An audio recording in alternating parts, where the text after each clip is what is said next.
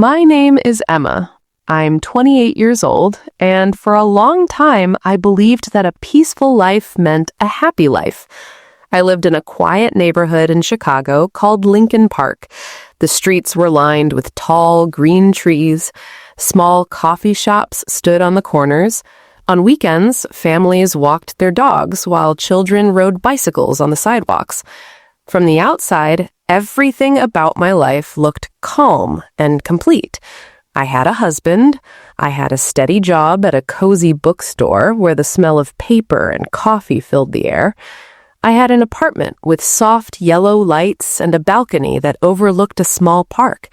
People often told me, "You're lucky, Emma. You have everything." But what people see from the outside is not always the truth.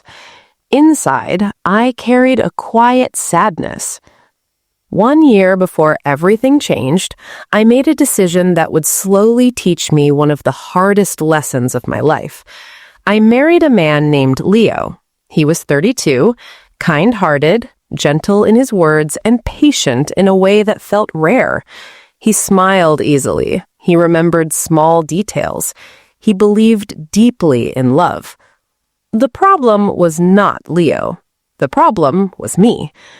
Before Leo, there was someone else, a man I once loved with my whole heart. When that relationship ended, it broke something inside me. I felt rejected. I felt unwanted. I felt lost. I didn't give myself time to heal. I didn't sit with my pain. Instead, I tried to escape it. Leo had been there during my worst days. He listened when I cried. He made me tea. He told me I deserved better. When he asked me to marry him, I said yes, not because I was in love, but because I was afraid of being alone. I told myself love would grow. I told myself kindness was enough. I told myself I would learn to feel something more. But feelings cannot be forced. After the wedding, life moved forward quickly. We settled into our apartment. We created routines. Every Friday, Leo brought me flowers, sometimes roses, sometimes simple daisies wrapped in brown paper. He cooked dinner when I worked late at the bookstore. He left small handwritten notes in my lunch bag that said, "Have a beautiful day," or "You are my sunshine." He loved loudly. I loved quietly. Or maybe not at all. At night, when he would hold my hand on the balcony and talk about the future, I would stare at the stars and feel empty. He once told me, "Even if you don't feel it now, I believe one day you will love me the way I love you." His hope was powerful. My silence was heavier. I tried to be the wife he deserved. I smiled in photographs. I thanked him for every surprise. I sat through candlelit dinners and listened to soft music while pretending my heart was somewhere else. But pretending slowly drains the soul. Every morning I woke up with a strange weight in my chest. It felt like I was living someone else's life. My mother used to say that love sometimes grows slowly, like a plant that needs time and care. I watered that plant with effort and patience, but nothing bloomed. One evening, Leo cooked my favorite meal, creamy chicken pasta with garlic bread.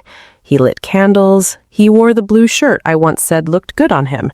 He looked proud, hopeful, excited. I looked grateful. Inside, I felt nothing. Later that night, he suggested we walk to the small park nearby, the same place where he had proposed. Under the large oak tree, he smiled and said, "This is where our forever began." I wanted to scream. Instead, I nodded. That was the night I realized silence can be a form of dishonesty. Days passed, weeks passed. I became an expert at pretending. At work, I helped customers choose novels and poetry collections. I recommended love stories while feeling disconnected from my own. Sometimes I wondered if the characters in those books were braver than I was. My best friend noticed the change before anyone else. One morning she called and said, "Emma, you don't sound like yourself." And for the first time, I said the truth out loud. I don't love my husband. The words felt terrifying, but they also felt real. She didn't judge me. She didn't call me selfish. She simply said, "You deserve honesty, and so does he." Honesty.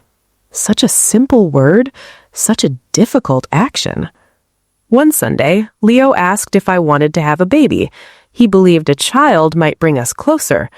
The idea froze me. How could I bring a child into a marriage where my heart was absent? I told him I wasn't ready. He didn't argue. He simply nodded, though I saw the hurt in his eyes. That gentleness made everything worse, because it reminded him he was not the villain of the story. I was, or at least that's what I believed at the time. One night, I packed a small bag. I stood near the door while he slept peacefully. My hands shook. I couldn't leave. Guilt pulled me back. I unpacked and cried quietly on the kitchen floor. But something inside me had already begun to change. I started writing letters to myself. In those pages, I allowed my truth to exist without fear. I wrote, "You are not evil for feeling empty, but you are responsible for what you do next." I wrote, "Staying out of fear is not kindness, it is delay." Writing became my mirror. Eventually, I gathered the courage to speak. One evening, with trembling hands and a voice that barely worked, I told Leo the truth. I told him I cared about him deeply. I told him he was a good man, and I told him I did not love him the way he deserved to be loved. There was no shouting, no anger, just quiet heartbreak. He said something I will never forget. "I saw it in your eyes long ago. I just hoped I was wrong." Hope can be beautiful, but sometimes hope holds people in places they should not stay. We decided to separate peacefully. I moved into my friend's spare room. The first night away from our apartment felt both terrifying and freeing. I cried, not because I missed the marriage, but because I finally stopped pretending. Freedom does not always feel like joy at first. Sometimes it feels like grief. The weeks that followed were slow. I questioned myself often. Did I give up too soon?